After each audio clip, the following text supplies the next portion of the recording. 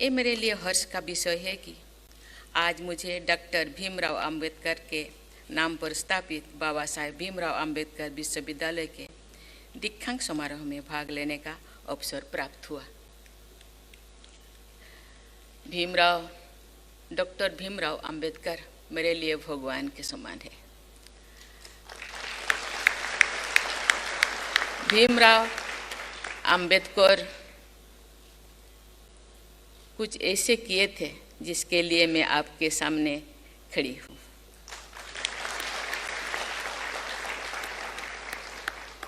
मैं आज डिग्री पुरस्कार और स्वर्ण पदक प्राप्त करने वाली सभी छात्र छात्राओं को बधाई देती हूँ। मैं इस विश्वविद्यालय के स्वच्छ और हरित परिसर में आकर बहुत प्रभावित हूँ।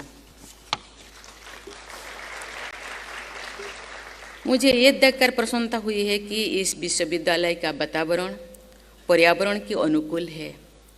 विश्वविद्यालय का परिसर अंतर्राष्ट्रीय ग्रीन बिल्डिंग मानकों पर आधारित है। नो मोटर व्हीकल डे और बाईसाइकिल बैंक जैसी प्रयास भी सराहनीय है। नवीनतम प्रौद्योगिकी का उपयोग करने तथा विद्यार्थियों के ज्ञान और कौशल को बढ़ाने के लिए ये विश्वविद्यालय देश के कई प्रमुख संस्थानों जैसे central drug research institute, NIPER, rivalry और IIT BHU के साथ सहयोग करके आगे बढ़ रहा है। मैं इसके लिए आप सबकी सराहना करती हूँ। बाबा साहेब आम्बेडकर के जीवन में जितना संघर्ष था उतनी ही उनकी उल्लेखनीय भी कार्य था। बचपन से ही मेधावी छात्र रहे डॉक्टर आम्बेडकर ने अनेक चुनौतियों और बाधाओं का सामना करते हुए देश विदेश में श्रेष्ठ शिक्षा हासिल की। एक प्रसिद्ध विद्वान, मानवाधिकार कार्यकर्ता और कुशल वकील होने के साथ साथ वे स्वतंत्र भारत के संविधान निर्माता और देश के पहले कानून मंत्री भी थे। अपनी दूरदृष्टि के द्वारा उन्होंने अपनी व्यक्तिगत उपलब्धियां का इस्तेमाल और समाज कल्याण हेतु व्यवस्थाओं और प्रक्रिया को सुधारने के लिए किया। उनका जीवन मूल्यों और सिद्धांतों पर आधारित था। उनके आदर्श और मूल्यों से प्रेरणा लेकर आप सब कठिन से कठिन लक्ष्यों को भी साध कर सकते हैं। देवियों और स्वजनों, कल ही मैंने यूपी ग्लोबल इन्वेस्टर्स समिट के समापन समारोह में भाग लिया। ये समिट देश और प्रदेश में एक नई ऊर्जा के संचार का संदेश दे रहा है। इससे निवेशों व व्यापार के लिए अनुकूल वातावरण बन रहा है। आज मैं यहाँ से अपील करना चाहूँगी कि आप सब शिक्षा को इस अनुकूल वातावरण से जोड़ें। हमारे विश्वविद्यालय को एक ऐसे केंद्र के रूप में विकसित करें जहाँ जन कल्याण के लिए नई नई अनुसंधान किया जाए, फोर्थ इंडस्ट्रियल रिवॉल्यूशन के हब बने, स्टार्टअप के लिए इंक्यूबेशन सेंटर बने। मुझे हार्दिक प्रसन्नता होगी यदि हमारे शिक्षण संस्थान देश और प्रदेश में नई क्रांति और सामाजिक संपन्नता और समता के संदेश वाहक भी बने। आज भारत विश्व का तीसरा सबसे बड़ा स्टार्टअप इकोसिस्टम वाला देश है। सभी शिक्षण संस्थानों, विशेष रूप से विश्वविद्यालयों और तकनीकी शिक्षण संस्थानों से ये अपेक्षा है कि ये इस इकोसिस्टम का भरपूर लाभ उठाए और अपने विद्यार्थियों को रिसर्च और इनोवेशन के लिए प्रोत्साहित करे। उनका ये प्रयास भारत को इनोवेशन और टेक्नोलॉजी में एक सशक्त राष्ट्र बनाने में महत्वपूर्ण योगदान देगा। राष्ट्रीय शिक्षा नीति 2020 में भी रिसर्च और इनोवेशन की आवश्यकता पर जोर दिया गया है। कौशल आधारित शिक्षा, लचीली पाठ्यक्रमों और बहु विषयक दृष्टिकोण पर बल देने हेतु भारत को नॉलेज सुपर पावर बनाने ही इस राष्ट्रीय शिक्षा नीति का उद्देश्य है। बाबा साहेब भीमराव अंबेडकर विश्वविद्यालय को इस शिक्षा नीति को लागू करने में तत्परता दिखाने के लिए मैं बहुत बहुत बधाई देती हूँ। देवियों और स्वजनों, बाबा साहेब अम्बेडकर का मानना था कि गरीब और ज़रूरतमंद लोगों तक शिक्षा की सुविधाएं पहुंचना एक विश्वविद्यालय का मूलभूत कर्तव्य है। उनके अनुसार एक शिक्षण संस्थान को सभी वर्गों के विद्यार्थियों के बिना, किसी भेदभाव के बिना अच्छी शिक्षा देनी चाहिए। मुझे बताया गया है कि ये विश्वविद्यालय अनुसूचित जाति और अनुसूचित जनजाति के विद्यार्थियों को 50% आरक्षण देकर उनके उत्थान के लिए सराहनीय कार्य कर रहा है।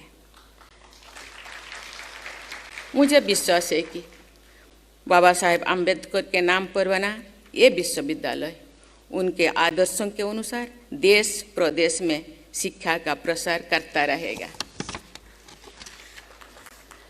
आज इस विश्वविद्यालय में Birsa Munda students activity centre का उद्घाटन करके मुझे बहुत प्रसन्नता हो रही है। भगवान बिरसा मुंडा की जीवनी युवाओं के लिए प्रेरणा का स्रोत है। मुझे विश्वास है कि विभिन्न स्पोर्ट्स फैसिलिटी से युक्त ये सेंटर स्टूडेंट्स की फिजिकल फिटनेस के साथ साथ उनके ऑलराउंड डेवलपमेंट में भी मदद करेगा। मैं भगवान बिरसा मुंडा के नाम पर स्टूडेंट एक्टिविटी सेंटर बनाने के लिए विश्वविद्यालय की पूरी टीम को बधाई देती हूँ। प्यारे विद्यार्थियों, दीक्षांत समारोह विश्वविद्यालय और विद्यार्थियों के लिए एक अत्यंत महत्वपूर्ण अवसर होता है। आज के दिन आपको कई सालों की कड़ी मेहनत का फल मिलता है। ये आपके और आपके परिवार के लिए हर्ष, उल्लास और गर्व का क्षण होता है। मुझे बताया गया है कि आज डिग्री लेने वाली विद्यार्थियों में से 42% लड़कियां हैं। साथ ही गोल्ड मेडल पाने वाले भी 60% छात्राएं हैं। मैं सभी विद्यार्थियों को बधाई देती हूं और बेटियों की विशेष सराहना करती हूं। इस अवसर पर मैं उन सभी अभिभावकों को भी बधाई देती हूं जिन्होंने अपनी मेहनत और तपस्या से देश को इस युवा शक्ति से धनी किया। मैं सभी शिक्षकों को भी सराहना करती हूं जिन्होंने अपने मेहनत और समर्पण से इन छात्र छात्राओं को ज्ञान से समृद्ध किया। आज इस अवसर पर मैं सभी विद्यार्थियों से कहना चाहूँगी कि जीवन में आप जो भी बनना चाहते हैं उसके लिए आज से ही प्रयास करें और अपने लक्ष्यों को कभी भी अपने मन मस्तिष्क से दूर ना होने दें। आप में से कोई विद्यार्थी प्राइवेट सेक्टर में नौकरी करेंगे, कुछ सरकारी सेवाओं में के जरिए अपने जीवन लक्ष्यों को हासिल करने के लिए अभी से सोच रहे होंगे। कुछ बच्चे एंटरप्रेन्योर्स बनेंगे। मैं चाहूँगी कि आप में से कुछ बच्चे अच्छे टीचर व प्रोफेसर भी बने। एजुकेशन और टीचिंग एक दूसरे से जुड़े हुए हैं। उत्तम शिक्षा व्यवस्था के लिए उत्तम शिक्षकों का होना बहुत ही जरूरी है। राष्ट्रीय शिक्षा नीति 2020 भी इस बात पर जोर देती है कि शिक्षकों को शिक्षा व्यवस्था में मूलभूत सुधारों के केंद्र में होना चाहिए। इसलिए शिक्षकों और टीचिंग प्रोफेशन को पूरा सम्मान मिलना चाहिए। हमारे होनहार छात्र छात्राओं को टीचिंग को एक प्रोफेशन के रूप में अपनाकर देश के भविष्य को सुंदर बनाने में बहुमूल्य योगदान देना चाहिए। प्यारे विद्यार्थियों, आप सब एक चुनौतीपूर्ण और प्रतिस्पर्धा की दुनिया में प्रवेश करने वाले हो। मुझे विश्वास है कि इस विश्वविद्यालय ने आपको हर चुनौती का सामना करने और देश की सेवा करने के लिए सक्षम बनाए हैं। आप अपने पूरे क्षमता का उपयोग करें और देश को विकास के पथ पर आगे लेकर जाने का संकल्प लें। आप सब शिक्षा और ज्ञान के बल पर जीवन में खूब उन्नति करें, ऐसा मुझे विश्वास है। लेकिन इसके साथ साथ अपने संस्कारों और संस्कृति से जुड़े रहना बहुत जरूरी है।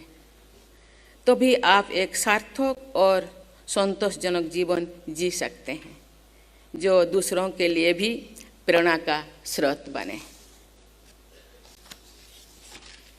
अमृतकाल का ये समय सक्रियता और प्रगतिशीलता का है। देश प्रगति की राह पर आगे बढ़ रहा है। आप जिस भी क्षेत्र में काम करें, उत्कृष्टता से करें। कभी भी क्राइसिस सिचुएशन आए तो उसका समाधान निकालने के बारे में सोचें, उसे एक अवसर की तरह देखें। ये आपकी प्रतीक्षा की स्रोत को बढ़ाएगा और आपके व्यक्तिगत को और अधिक उभारेगा। मैं महान कवि मैथिली शरण गुप्त जी से उनकी कविता की कुछ पंक्तियाँ कहती हूँ। नहीं विघ्न बाधाओं को हम स्वयं बुलाने जाते हैं। नहीं विघ्न बाधाओं को हम स्वयं बुलाने जाते हैं, फिर भी यदि वो आ जाए तो कभी नहीं घबराते हैं।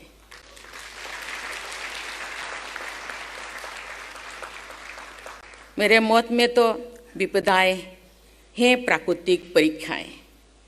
उनसे वही डरे जो कच्चे हो, जिनकी शिक्षा